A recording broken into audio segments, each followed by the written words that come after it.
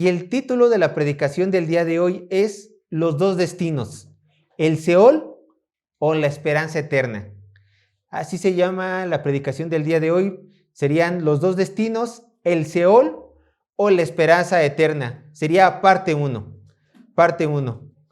Vamos a leer el Salmo, todo el Salmo 9. Yo sé que son 20 versículos, pero vamos a darle lectura, no es tan largo. Vamos a leer el Salmo 9 antes de entrar en el tema. Dice así la palabra de Dios. Al músico principal sobre Mut Labén, Salmo de David. Te alabaré, oh Jehová, con todo mi corazón. Contaré todas tus maravillas. Me alegraré y me regocijaré en ti. Cantaré a tu nombre, oh Altísimo. Mis enemigos volvieron atrás, cayeron y perecieron delante de ti, porque has mantenido mi derecho y mi causa. Te has sentado en el trono juzgando con justicia. Reprendiste a las naciones, destruiste al malo, borraste el nombre de ellos eternamente y para siempre. Los enemigos han perecido, han quedado desolados para siempre. Y las ciudades que derribaste, su memoria pereció con ellas. Pero Jehová permanecerá para siempre. Ha dispuesto su trono para juicio. Él juzgará al mundo con justicia y a los pueblos con rectitud. Jehová será refugio del pobre, refugio para el tiempo de angustia. En ti confiarán los que conocen tu nombre, por cuanto tú, oh Jehová, no desamparaste a los que te buscaron. Cantad a Jehová, que habita en Sión, publicar entre los pueblos sus obras, porque el que demandaba la sangre se acordó de ellos. No se olvidó del clamor de los afligidos. Ten misericordia de mí, Jehová. Mira mi aflicción que padezco a causa de los que me aborrecen. Tú, que me levantas de las puertas de la muerte, para que cuente yo todas tus alabanzas en las puertas de la hija de Sión y me goce en tu salvación. Se hundieron las naciones en el hoyo que hicieron. En la red que escondieron fue tomado su pie. Jehová se ha hecho conocer en el juicio que ejecutó. En la obra de sus manos fue enlazado el malo. Y Gaión Selah. Los malos serán trasladados al Seol. Todas las gentes que se olvidan de Dios. Porque no para siempre será olvidado el menesteroso, ni la esperanza de los pobres perecerá perpetuamente. Levántate, oh Jehová, no se fortalezca el hombre, sean juzgadas las naciones delante de ti. Pon, oh Jehová, temor en ellos, conozcan las naciones que no son sino hombres. Selah. Este salmo realmente es muy hermoso, hermanos. Y aunque yo más tuviera las ganas de iniciar luego desde el verso 1, tengo que darles ciertos datos que son para interés de nosotros y que nos ayudarán a entender un poco más este salmo. Por ejemplo, tenemos que saber de qué trata este salmo, cuál es su género. Y este salmo se encuentra en el género de lamento. Aunque sí habla muchas veces de exaltación a Jehová, de confianza a Jehová, realmente los eruditos, los estudiosos lo han encasillado en el género de lamento. Este es un cántico de lamento. ¿Y qué contienen los cánticos de lamento? Bueno, en estos cánticos, en este tipo de salmos, hay un clamor pidiendo ayuda por causa de una aflicción, el cual el salmista levanta la voz para pedir ayuda. Y también en estos salmos encontramos una confesión de confianza a Dios. Esto es lo que vamos a encontrar en estos salmos. Y de acuerdo con el título de salmo, vean, a lo mejor en la versión Reina Valera, en algunos de ustedes dice acción de gracias por la justicia de Dios, ¿cierto? Bueno, tachen este título no es inspirado por Dios. El verdadero título de este salmo es el siguiente: al músico principal sobre Mut Labén, Salmo de David. Ese es el título de este salmo. Entonces, de acuerdo con el título del salmo, que hay una controversia si es canónico o no son canónicos los títulos, bueno, de acuerdo con el título del salmo, el rey David es su autor. ¿Quién es el rey David? Aquel hombre que por Israel es reconocido el más grande rey de toda la nación de Israel que ha tenido. Aquel hombre conocido en las escrituras como el hombre conforme al corazón de Dios. Entonces vemos que muy probablemente David fue su autor. También como dato curioso, en versiones antiguas de la palabra de Dios como la Septuaginta y algunos manuscritos hebreos antiguos, tanto el Salmo 9 como el Salmo 10, se encuentran unidos, o sea, eran uno solo. El Salmo 9 y el Salmo 10 eran un solo salmo. Y se desconoce la razón por la cual posteriormente estos salmos se dividieron en Dios. Pero vuelvo a lo mismo, hay algunas versiones que encontramos que estos salmos se encontraban unidos siendo uno solo. Ahora, quiero citarles el comentario que el autor Samuel Pagán hizo en su libro titulado Comentario de los Salmos, donde él da algunas evidencias por las cuales nosotros podemos llegar a pensar que el Salmo 9 y el Salmo 10 eran uno solo anteriormente. Yo voy a citarlo. Punto 1. Él dice, en algunos manuscritos hebreos y en versiones griegas y latinas se dispone y afirma la unidad de estos salmos. O sea, se encuentran esas versiones juntos, en algunas versiones. También no hay títulos hebreos en el Salmo 10. Y en la primera sección del Salterio, lo cual no es muy común. Vean ustedes, vayan rápido al Salmo 10. Véanlo rápido.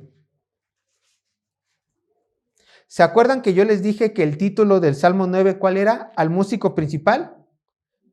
Bueno, ese es el título. Vean el Salmo 10. El título que se encuentra es el título que le da el editor de la Reina Valera. No hay otro título.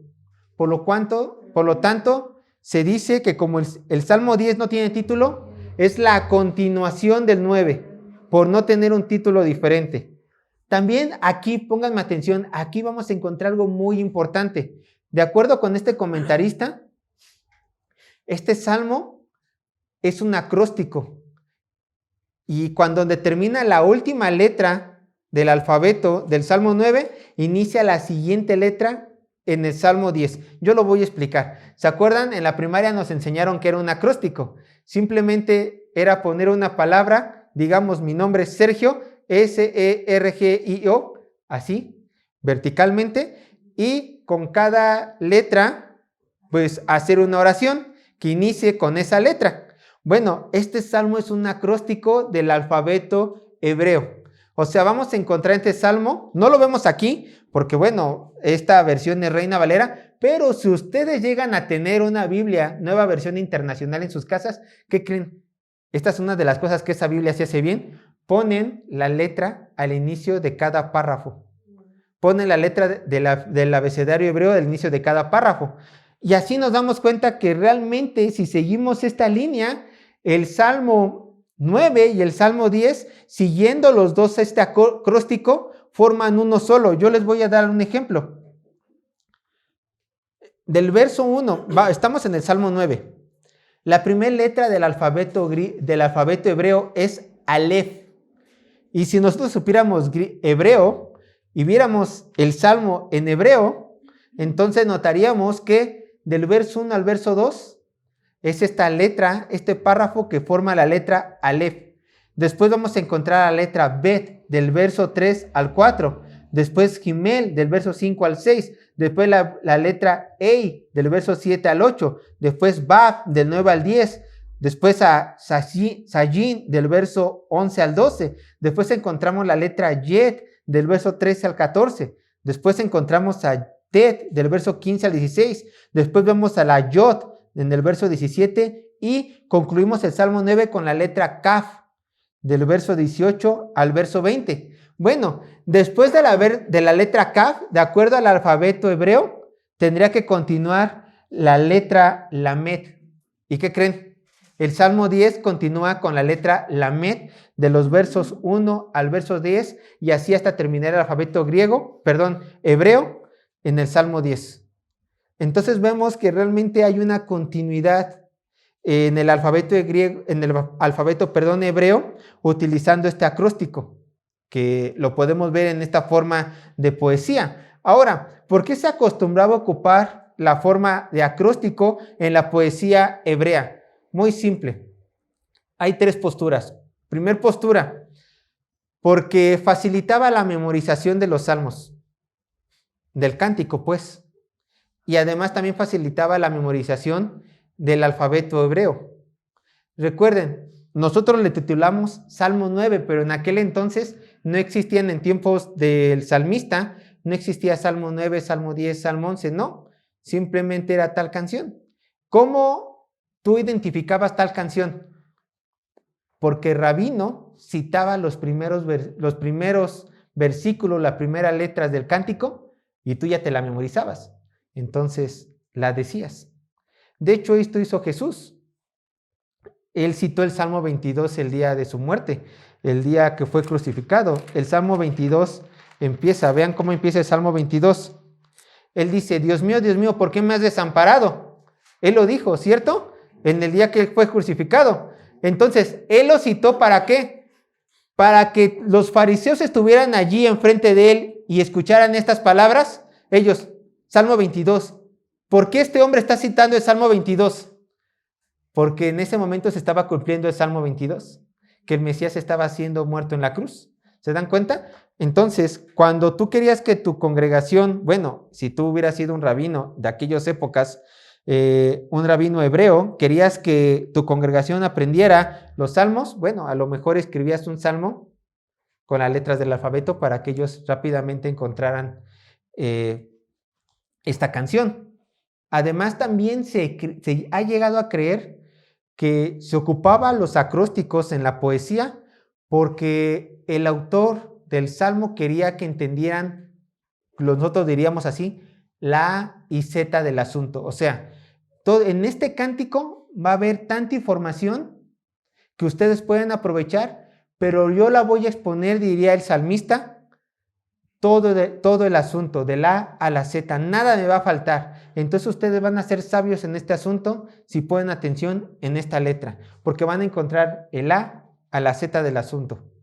Y otros simplemente decían que había un poder mágico en hacer los cánticos de esta forma. Bueno, esta queda descartada, no hay ningún poder mágico. Pero bueno, volviendo a la evidencia por la cual el Salmo 9 y el Salmo 10 estaban unidos, hay una palabra que puede bien conectar al Salmo 9 y al Salmo 10. Vean cómo termina el verso 20. ¿Con qué palabra termina el verso 20? El verso 20 del Salmo 9 termina con la palabra Sela, ¿cierto? Y nosotros hemos estudiado que la palabra Sela en los salmos quiere decir probablemente pausa. Pero esta pausa, si la juntamos con el Salmo 10, quiere decir pausa, cambio de instrumentos o cambio de tonalidad. Porque no simple, o sea, ¿por qué tú pondrías una pausa cuando ya terminó tu cántico? No tendría por qué razón, no habría ninguna razón musical. Entonces muy probablemente esta pausa simplemente es para un cambio de instrumentos, para un cambio de tonalidad. Ahora, también encontramos entre el Salmo 9 y el Salmo 10 temas que se repiten y encontramos similitudes en la forma de literatura y en el contenido. Por ejemplo, en los tiempos de angustia, en el Salmo 9 se menciona tiempos de angustia, en el Salmo 10 se menciona tiempos de tribulación. También se repiten algunas ideas. Por ejemplo, levántate, Señor. Esto lo encontramos en el Salmo 9 y también lo encontramos en el Salmo 10. Y también ideas como eternamente y para siempre, palabras que también están en el Salmo 9 y en el Salmo 10. Entonces, repito, muy probablemente, porque la evidencia sí nos lo demanda, el Salmo 9 y el Salmo 10 antes eran un solo salmo, que por cuestiones de edición a nuestros días se separaron, pero que alguien tuvo la inteligencia y la buena voluntad de dejarlos juntos uno después de otro, que sabemos que esto también es por propósito de Dios. Ahora, antes de continuar quiero decirles otra cosa.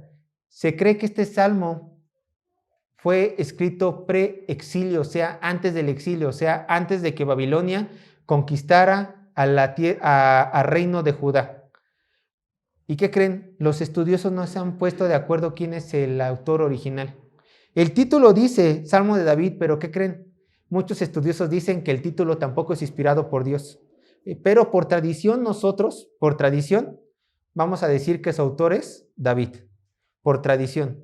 Porque también en forma de tradición nosotros vemos estos títulos como parte de la inspiración, aunque no se ha llegado a comprobar. También tengo que decirles algo, este Salmo 9 Ahora sí, ya nos vamos a centrar en el Salmo 9. Este Salmo 9 es un salmo un tanto peculiar, hermanos. Me van a decir, ¿por qué va a ser peculiar? Porque hay muchísimos temas en ellos. Si ustedes notarán, cada vez que hemos estudiado los salmos, ustedes lean los salmos en sus casas, cualquier salmo, la mayoría de los salmos tienen temas concretos. Hablan, digamos, este es un salmo de lamentaciones, por lo general los salmos de lamentaciones, ¿cómo empiezan? Con un lamento, lo mucho que sufren, después hablan de la confianza en Dios y a lo mejor cómo Dios derrota a sus enemigos, pero hay un orden, hay una estructura. Este salmo no tiene una estructura como tal.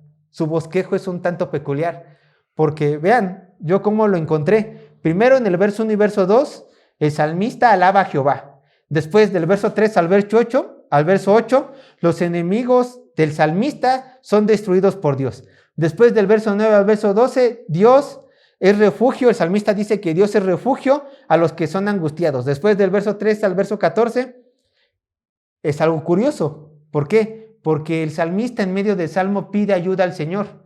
Oye, salmista, pero en los versos anteriores ya derrotaron a sus enemigos. Curioso, en medio del salmo pide ayuda. Es curioso. Y después encontramos que del verso 15 al verso 18, Jehová enjuicia a los enemigos, a los malos, a los enemigos de Dios. Y después vemos que en el verso 19 al verso 20, el salmista pide a Dios que juzgue a las naciones. Pero ya las juzgó anteriormente, pero lo vuelve a repetir. Les digo, es un bosquejo curioso. El salmista lo hizo de manera curiosa. Entonces, hay muchos temas en este salmo, pero hay dos temas que resaltan, y esos son los dos temas que vamos a ver. Hay dos temas que resaltan muchísimo, y en estos dos temas nos vamos a basar nosotros. Así que veremos la misericordia al que espera en Jehová, primer tema, y segundo, el juicio a los que desafían a Jehová. Esos son los dos temas predominantes. La misericordia al que espera en Jehová y el juicio a los que desafían a Jehová. Esos van a ser los dos temas predominantes. Si ustedes analizan los salmos, van a ver varios temas, pero estos son los que predominan y los que resaltan. Ahora yo les quiero mostrar el bosquejo en el cual nos vamos a basar. Y este bosquejo también es peculiar, ¿por qué? Porque lejos de sustentarme en los temas, voy a hablar un poco de los atributos de Dios. Vean, punto número 1 del bosquejo. La alabanza al Dios que ayuda. Verso 1 al 4. Me voy un poco más rápido. Punto número 1 del bosquejo. La alabanza al Dios que ayuda. Verso 1 al 4. Punto número 2 del bosquejo. La eternidad del Dios que condena. Versos 5 al 8. Punto número 2 del bosquejo. La eternidad del Dios que condena. Versos 5 al 8. Y punto 3. La confianza en el Dios que no olvida. Verso 9 al 14. La confianza en el Dios que no olvida. Verso 9 al 14. Y punto número 4 del bosquejo. La justicia de Dios en sus juicios. Verso 15 al 20. La justicia de Dios en sus juicios. Verso 15 al 20. Y aunque sí vamos a estar tocando temas del bosquejo, nunca nos vamos a apartar de los dos temas principales del Salmo. Misericordia a los que esperan en Jehová y juicio a los que desafían a nuestro Señor. Así que vamos al punto número 1 del bosquejo. La alabanza al Dios que ayuda. Esto lo vamos a encontrar del verso 1 al verso 4. Pero antes del verso 1, vean, vamos a analizar el título, porque no lo hemos analizado. No hemos analizado el título. El título vamos a verlo y es al músico principal sobre Mut Labén, Salmo de David. Al músico principal. Aquí se le está dando la orden al levita encargado de dirigir el cántico del coro del templo. Entonces, esta es una orden al levita encargado de dirigir este cántico en el templo de Dios. Al músico principal, al levita. Recuerden que solamente los levitas, especialmente los de una familia, podían dirigir el coro del templo, dirigir la alabanza en el templo. Esta orden es especialmente para este levita. Y la orden es la siguiente: Mut Labén. A ver, levita, tienes que cumplir esto en tu cántico, porque así fue diseñado. Mut Labén. No se sabe con exactitud el significado de esta palabra, pero si la tomamos literal, esta palabra quiere decir con motivo de la muerte de un hijo. Mutlaben quiere decir con motivo de la muerte de un hijo. Pero bueno, es un cántico. En términos musicales, ¿qué quiere decir esto? No se sabe. Quizás era que en ese momento se tendría que tocar un instrumento en particular. Quizás se tendría que con esta melodía llamada con el motivo de la muerte de un hijo, se tenía que tocar una melodía concreta, quizás triste, quizás de victoria. No sabemos. No sabemos con exactitud. Es incierto el significado. Nada más sabemos que literalmente quiere decir con motivo de la muerte de un hijo. Y hasta allí. Ahora vemos una vez más que se nos menciona Salmo de David. Nosotros por tradición tomamos que es David, pero no sabemos a ciencia cierta quién es el autor. Ahora, ¿era necesario que les diera todo esto para entender el Salmo? Sí, sí era necesario, porque necesitamos entender el contexto y el género literario del Salmo para poder entrar a su estudio y a poder entrar a su comprensión. Recuerden, nada es desperdiciado en el estudio profundo de las Escrituras. Que se vuelve tedioso, sí, pero hay que acostumbrarnos. Si queremos nadar en lo ancho y en lo profundo de la palabra de Dios. Ahora sí, vamos a entrar al verso 1. Dice el verso 1, te alabaré, oh Jehová, con todo mi corazón. Contaré todas tus maravillas. Nos vamos a detener en la primera parte. Te alabaré, oh Jehová. Y vean aquí, desde el inicio el salmista empieza desde lo más alto del monte. Ya empieza con toda la actitud del salmista. ¿Cuál es la actitud del salmista? ¿Qué es lo más alto que el hombre puede hacer en esta tierra? Alabar a Dios. Alabar a Dios. Este salmo, a pesar de que es un cántico, ¿de qué dijimos? De lamentación. No empieza con un lamento como muchos otros. Este salmo empieza como alabando a Dios. Dice, te alabaré, oh Jehová. Ahora, nace la pregunta, ¿qué significa la palabra alabar? Si no nos ha quedado claro qué quiere decir la palabra alabar, qué es lo que está haciendo el salmista, alabando a Jehová, yo te voy a dar la definición de la palabra alabar. Y no es otra cosa más que confesar con la boca la admiración que sentimos por Dios. Es esto alabar. Confesar con la boca la admiración que sentimos por Dios. Y por supuesto que esta alabanza no solo se puede dar en lo secreto. Nosotros podemos alabar en lo secreto, en nuestro lugar de refugio, en nuestro cuarto, en las noches, en el baño, si tenemos una habitación chiquita compartida. Claro, no solamente es una alabanza en lo secreto, como lo vemos en el cántico, también es una alabanza que puede ser pública. Es confesar con la boca la admiración en lo secreto, en lo público, a Dios. Donde nosotros podemos alzar nuestras voces y hablar de las maravillas de nuestro Creador. O simplemente alabarlo en lo profundo de nuestro corazón. Pero es hablar de sus maravillas, hablar de lo mucho que nos admira su poder, su persona, su deidad. Esto es alabar al Señor. Pero por supuesto que el salmista por medio de un cántico no se quiere simplemente quedar con las palabras que expresa de su boca. En ese salmo, hermanos, en los primeros versículos, vamos a ver 4 pasos a seguir si queremos que nuestra alabanza sea completa. Veremos 4 pasos a seguir si queremos que nuestra alabanza sea completa. Dice el salmista, te alabaré, oh Jehová. Bueno, ya está alabando al Señor porque va a empezar a hablar de sus maravillas. Pero vean, el primer paso que tenemos que seguir si queremos que nuestra alabanza sea completa, como la de este salmista. Punto número 1, ¿cómo continúa? Te alabaré, oh Jehová, ¿cómo? Con todo mi corazón. Y ese es el primer punto. Y esta es la columna vertebral de la alabanza a Dios. Alabarlo con todo nuestro corazón. Y algunas personas dirán, Sergio, esto yo ya lo sé hacer.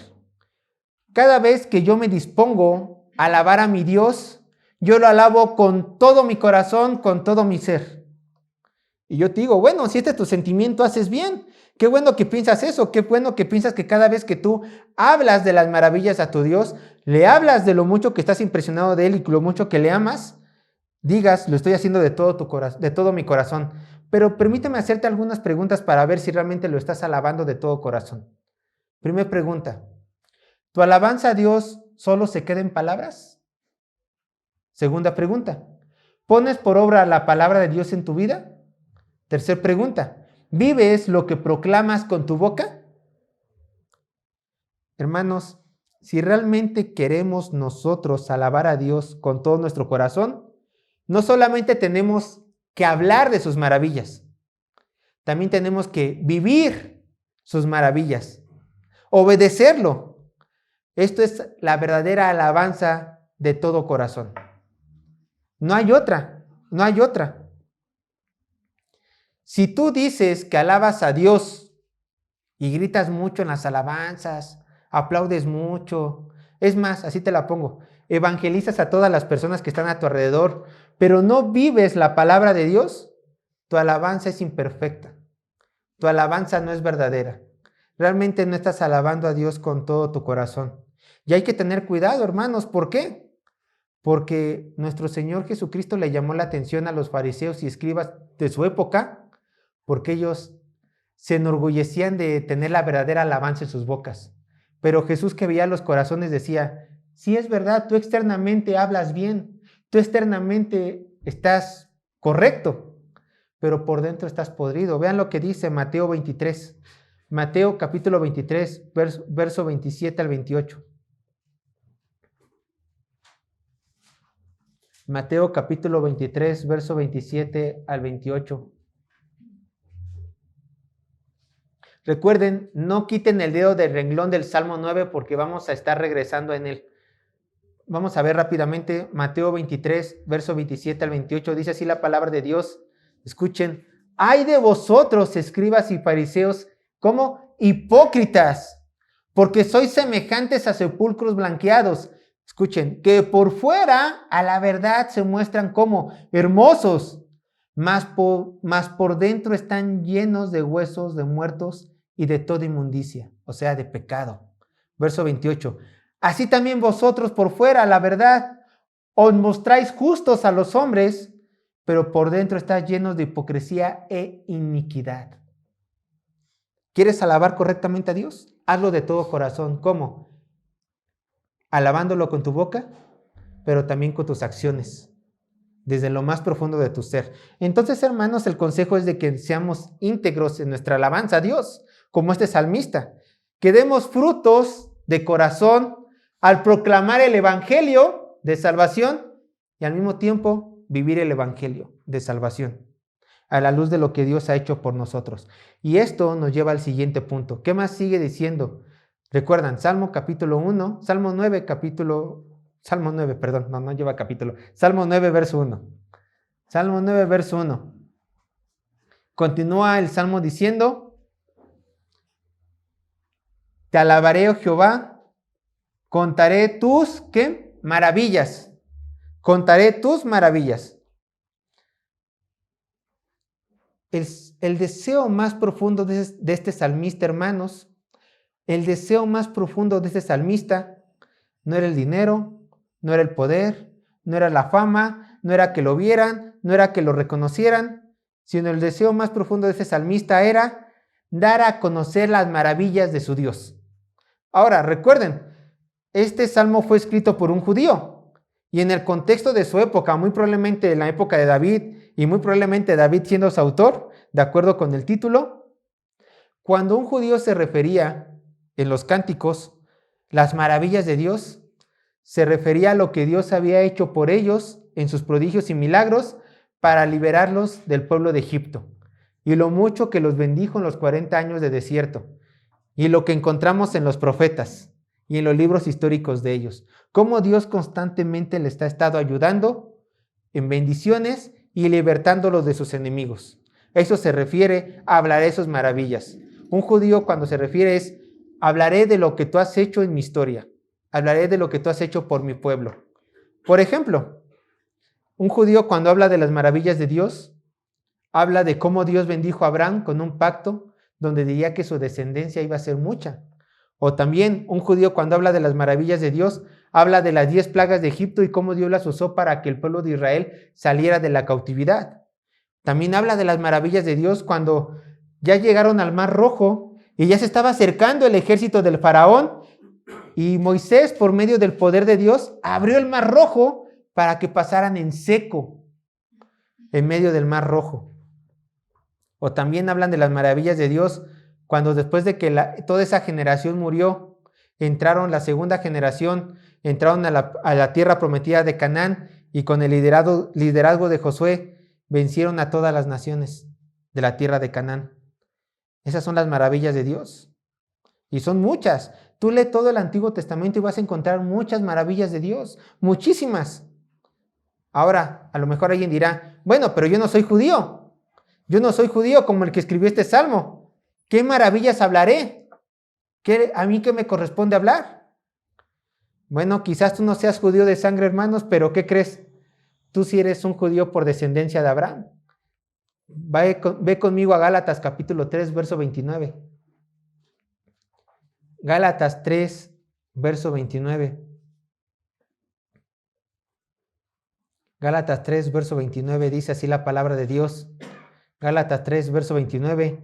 Y si vosotros sois de Cristo, escucha, ciertamente el linaje de quien de Abraham sois y herederos según la promesa. Ahí está. Tú no eres judío de sangre, pero eres judío según la promesa.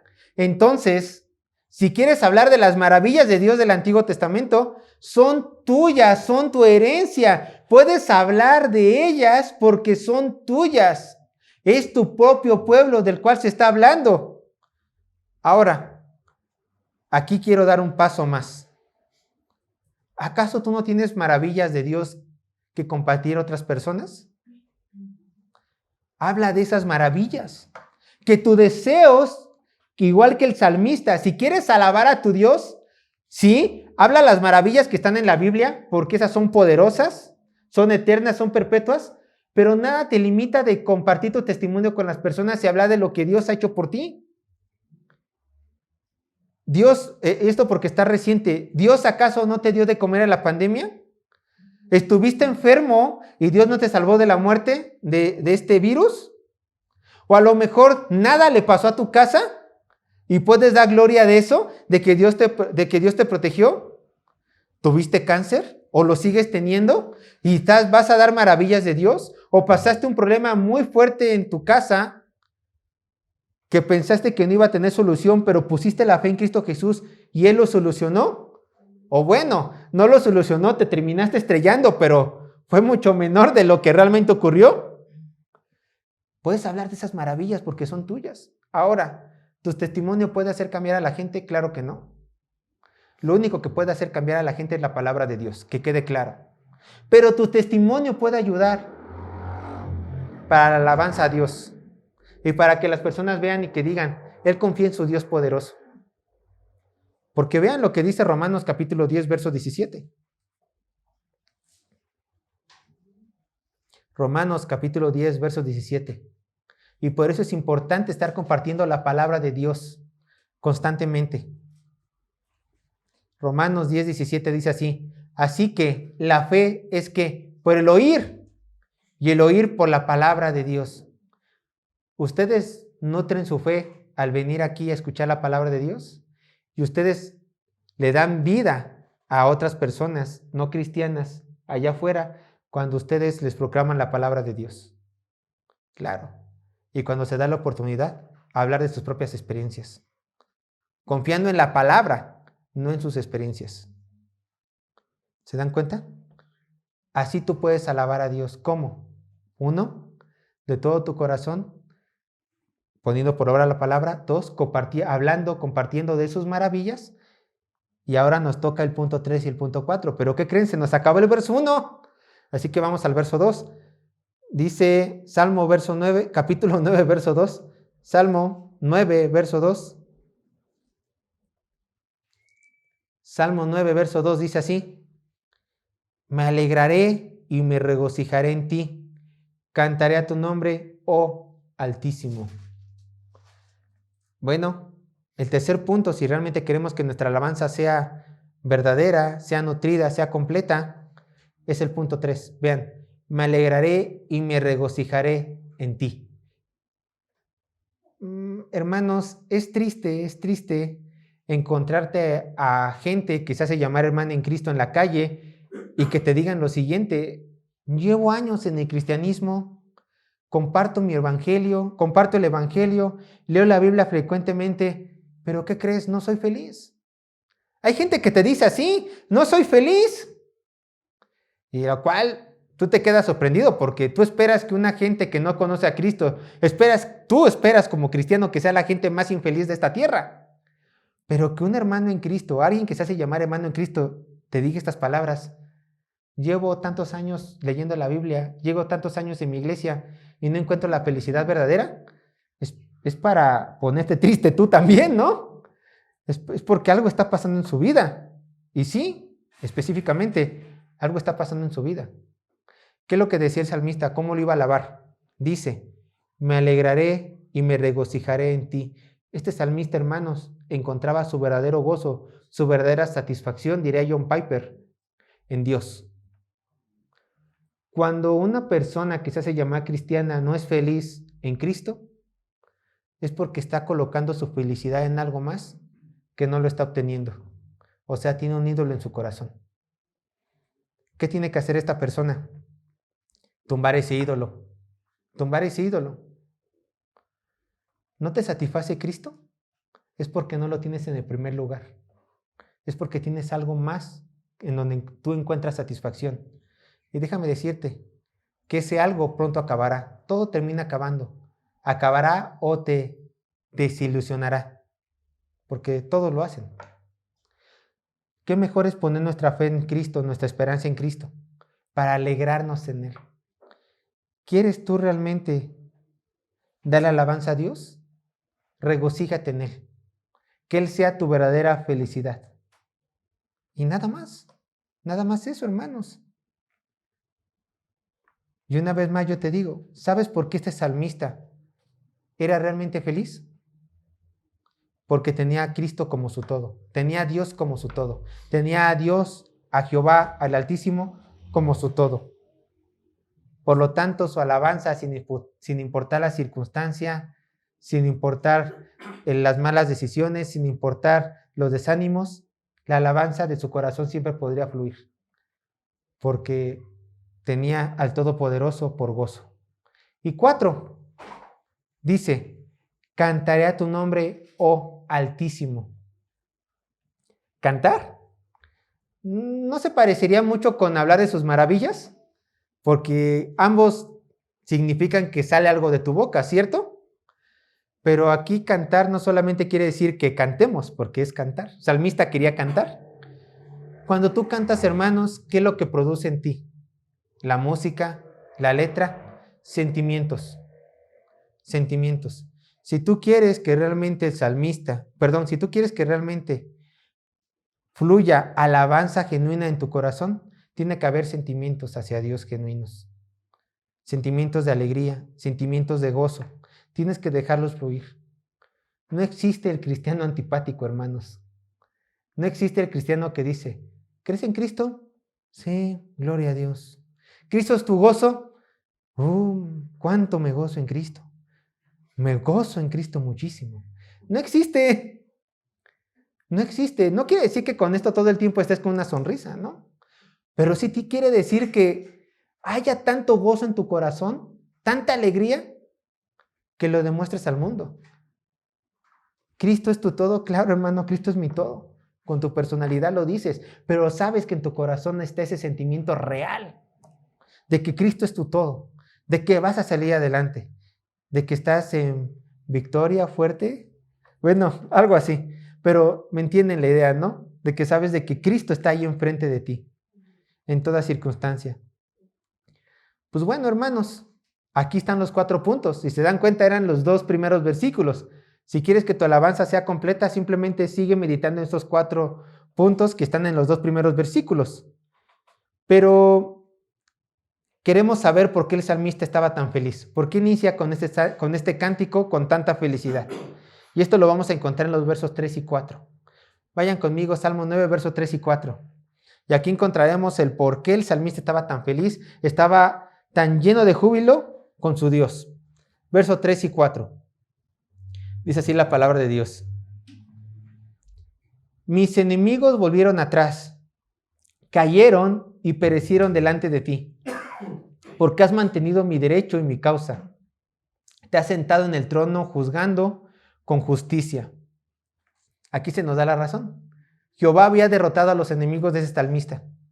Jehová los había derrotado y por esta razón el salmista estaba muy, diría nuestro presidente, feliz, feliz, feliz.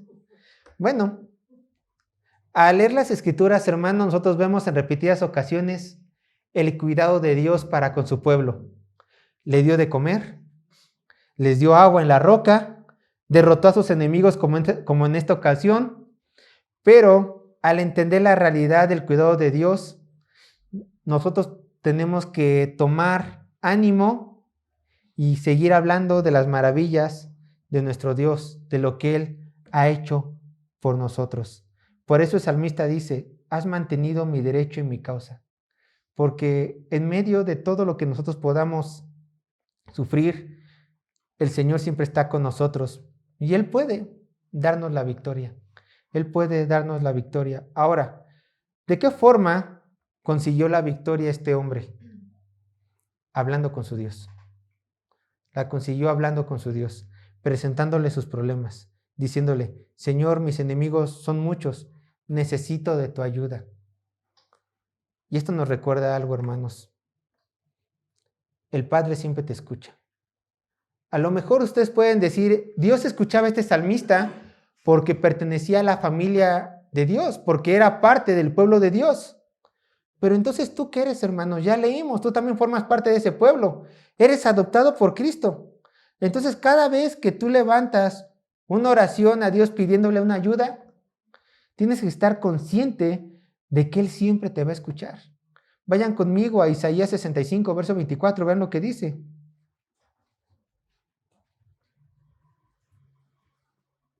Isaías 65, verso 24.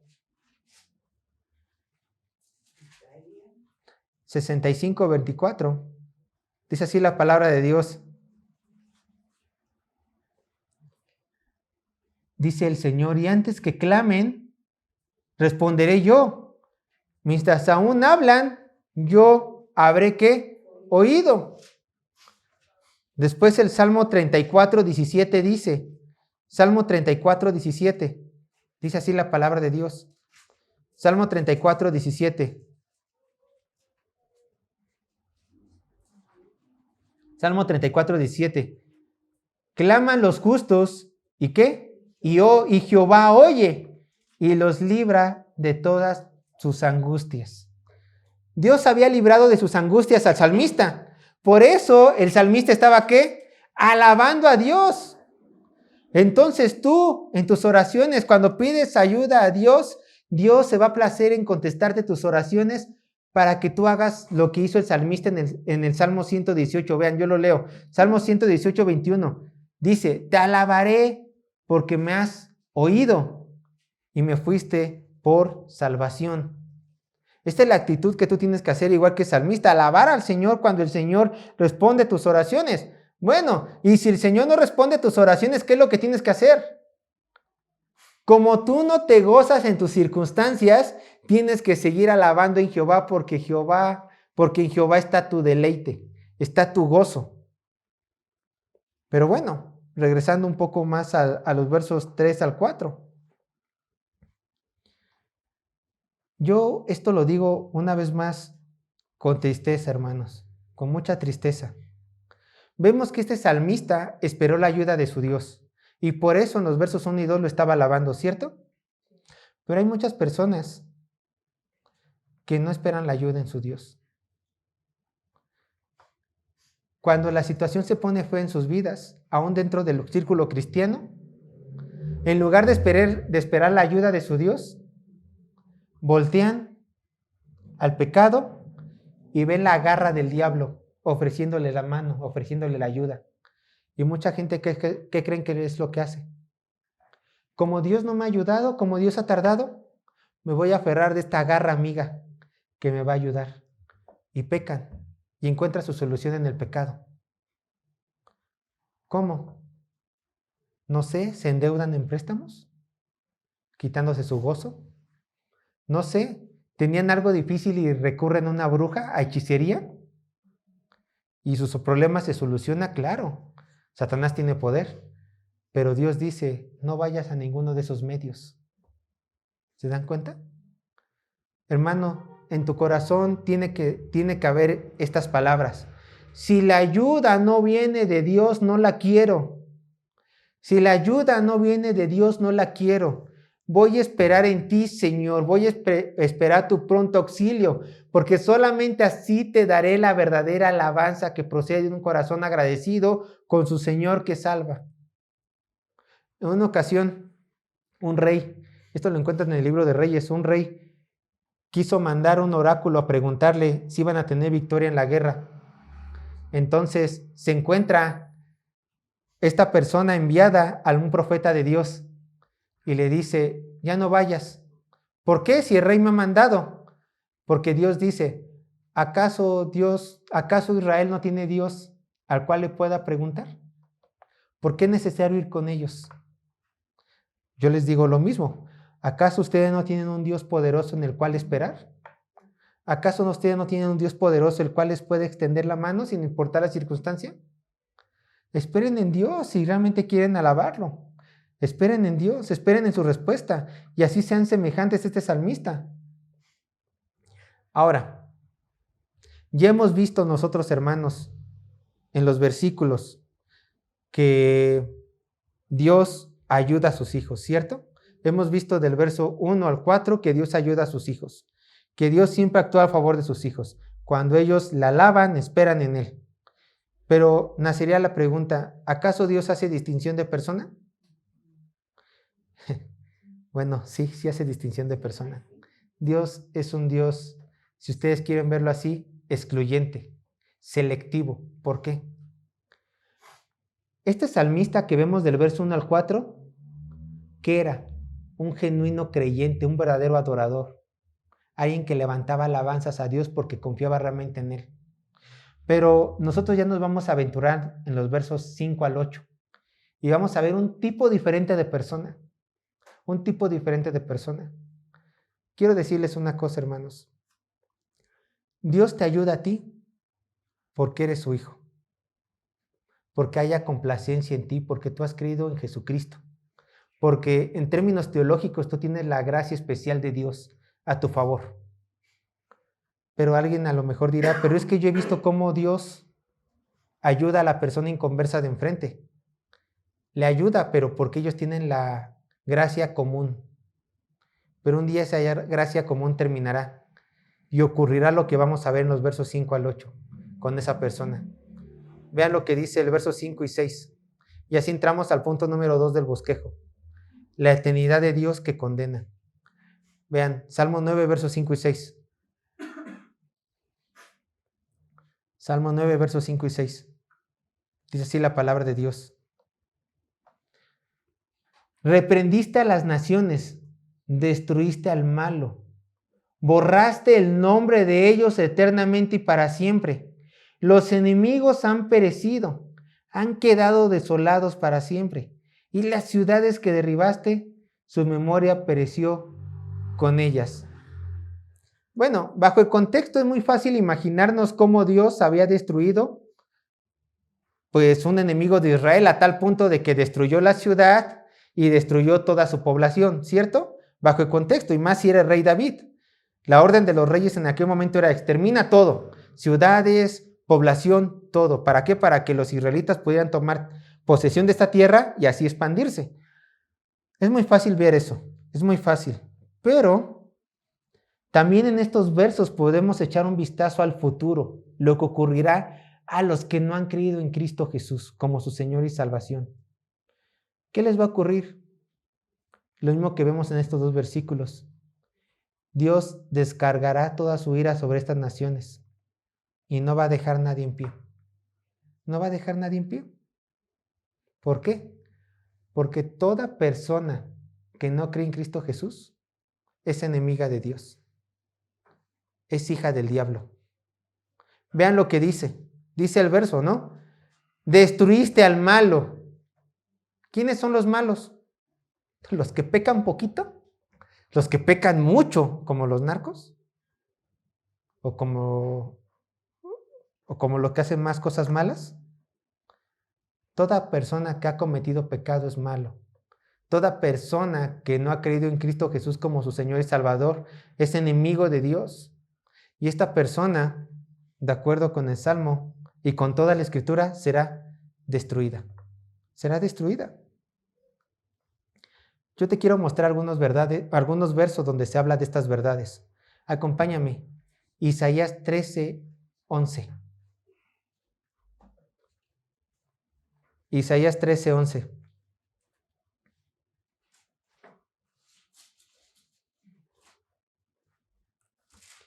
Y en estos versículos vamos a ver que si el hombre no se arrepiente, el hombre va a ser destruido por Dios mismo. Isaías 13:11 dice, y castigaré al mundo por su maldad. Escucha, y a los impíos por su iniquidad, y haré que cese la arrogancia de los soberbios, y abatiré la altivez de los fuertes. Salmo 37, verso 38. Salmo 37, verso 38. Dice así la palabra de Dios. Salmo 37, verso 38. Mas los transgresores serán todos a una, ¿qué dice? Destruidos. La posteridad de los impíos será extinguida. O sea, su descendencia de los impíos será extinguida, erradicada. Salmo 94, 23. Salmo 94, 23. Dice así la palabra de Dios. Y él hará volver sobre ellos su iniquidad. ¿Y qué? Y los destruirá en su propia maldad. Los destruirá Jehová nuestro Dios. Miren, ¿se dan cuenta? Mientras que los que hemos creído en Cristo Jesús tenemos todo el agrado de Dios, todo su amor, tanto así que como salmista nos ayuda en nuestras dificultades y nos escucha, ¿ya lo vimos? Los que no han creído en Cristo Jesús tienen ¿qué? Toda su ira y en un futuro serán ¿qué? Destruidos, aniquilados, desechados. A lo mejor alguien podría decir, Sergio, yo no reconozco ese Dios que tú me estás hablando, pero te di versos bíblicos. No me importa, yo no lo reconozco. Mi Dios es un Dios de amor, un Dios que perdona, un Dios que jamás le haría daño a la humanidad. Entonces yo tengo que decirte que no has leído bien la Biblia. ¿Te has escuchado la historia del diluvio universal? Dios mató a millones de personas con ese diluvio. ¿Quién mandó el diluvio? Dios. ¿Quién mató a las personas? Dios. ¿Por qué? Por sus pecados. ¿Cuántas personas de millones se salvaron? 8 de millones. Sergio, la Biblia no puede decir eso. Acompáñame Génesis capítulo 6, versos 5 al 7. Y date cuenta que tu Dios aniquila a los pecadores. El Dios verdadero de la Biblia da muerte y justo juicio a los pecadores, porque son sus enemigos y porque no quieren arrodillarse al todopoderoso Jehová y a su enviado Jesucristo, a nuestro Señor y Dios. Génesis capítulo 6, versos 5 y 7. Al 7, perdón. Dice así la palabra de Dios. Escucha, Génesis es el primer libro de la Biblia. Escuchen. Y vio Jehová que la maldad de los hombres era mucho en la tierra, y que todo designio de los pensamientos del corazón de ellos era continuo solamente el mal. Escuchen. Y se arrepintió Jehová de haber hecho al hombre en la tierra, y le dolió en su corazón, y dijo Jehová, raeré de sobre la faz de la tierra a los hombres, o sea, quitaré sobre la faz de la tierra a los hombres que he creado, desde el hombre hasta la bestia, y hasta el reptil y a las aves del cielo, pues me arrepiento de haberlos hecho. ¿Qué dijo Dios? Los quitaré, yo los quitaré. Ahora ve lo que dice el verso 13, ese mismo capítulo. Génesis capítulo 6, verso 13. Ve lo que dice. Dijo pues Dios a Noé. Estas son palabras de Dios a Noé. Dijo pues Dios a Noé. He decidido el fin de todo ser, porque la tierra está llena de violencia a causa de ellos. He aquí, escuchen, que yo, dice Jehová, he aquí que yo los destruiré con la tierra. ¿Se dan cuenta? Dios nos esconde. Dios, ¿quién destruyó? ¿Quién mató a los hombres en épocas de diluvio? Fui yo. Porque yo soy Dios, ellos eran pecadores y ellos eran mis enemigos. Fui yo quien los destruí. ¿Quieres? Ay, es que Jehová era muy duro. Ve lo que dijo nuestro Señor Jesús. Lucas 17. Lucas 17. Recuerda, el Dios del Antiguo y el Dios del Nuevo Testamento es el mismo Dios. Lucas 17, verso 26 al 30.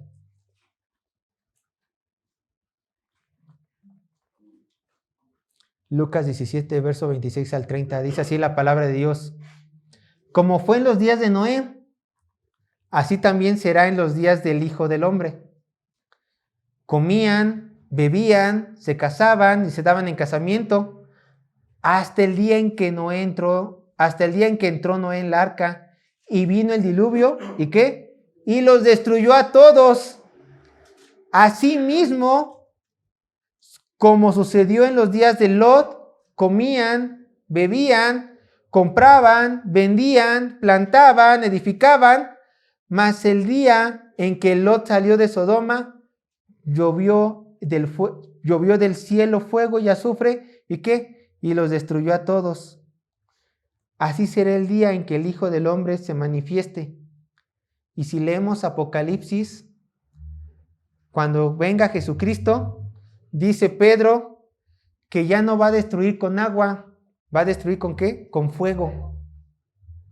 ¿Quién? Dios. ¿Quién destruyó en el diluvio a los humanos? Dios. Sodoma y Gomorra, Dios. ¿Quién va a destruir a los pecadores? Dios. En el futuro, Dios. ¿Se dan cuenta? Entonces, del verso 5 al verso 6, vemos de manera panorámica lo que va a ocurrir en el futuro. Dios destruyendo a los malos. ¿Por qué Dios no está destruyendo hoy en día a los malos? Porque todavía no es el tiempo. ¿Pero qué creen? Vendrá. Ahorita todo el mundo está como aquí dice, como en tiempos de Lot y en tiempos de Noé. Comían, bebían, se daban en casamiento, plantaban, hacían su vida, veían la tele, iban con sus familiares, todo lo que quieran. Su vida estaba llena de todo, menos de Dios. Y por eso Dios los va a juzgar. Ahora, ¿nuestro Dios es un Dios malo? Claro que no, porque le da una oportunidad a la humanidad, la cual ya nos dio a nosotros. Arrepiéntanse y crean en mi Hijo, y habrá paz entre tú y yo. ¿Tú ya hiciste la paz con Dios? ¡Qué bueno! Eres un genuino cristiano. No te preocupes, nada de esto te va a alcanzar, porque solamente encontrarás amor y complacencia de tu Dios el día que mueras o el día que Él venga. Tú tranquilo, tu alma está a salvo. Pero ¿qué pasa con las personas que no han creído en Dios? Le esperará tormento y sufrimiento eterno. ¿Quién está atormentando en el infierno? ¿Satanás? ¿Quién atormentará en el lago de fuego? ¿Satanás? Dios mismo, porque Dios es fuego consumidor. Dios mismo atormentará a las personas en el infierno. Dios, en amor, les extiende las manos a las personas inconversas y les dice: cree en mi Hijo, te doy la oportunidad de salvarte, cree en mi Hijo, dale tu vida a Él. La humanidad tiene dos opciones. Gracias, Señor, quiero salvarme. Tomaré el único salvavidas que me ofreces, a tu Hijo, o hacerle así a la mano de Dios. No te necesito. Y Dios dirá: bien, nos veremos en el día del juicio. Sigue tu camino, pecador. Te veré en el día del juicio. Y ahí no habrá misericordia. Entonces Dios excluye a dos. Dios sí escoge y Dios sí tiene complacencia en unos más que en otros. Pero estas personas no quieren el amor de Dios, entonces no se sientan tampoco mal por ellas. Y si se sienten mal por ellas, por favor evangelicen, evangelicen, evangelicen. Tengan misericordia. Hermanos, aquí lo vamos a dejar. Toda es la parte 1, espero que nada más sean 2 partes. Aquí lo vamos a dejar con esto. El Señor quiere que alabemos. 4 formas en las cuales nosotros podemos alabarlo. Dios tiene cuidado de nosotros, sus hijos, y vamos a continuar la siguiente sesión. El Señor juzga a los que no se arrepienten. Oremos.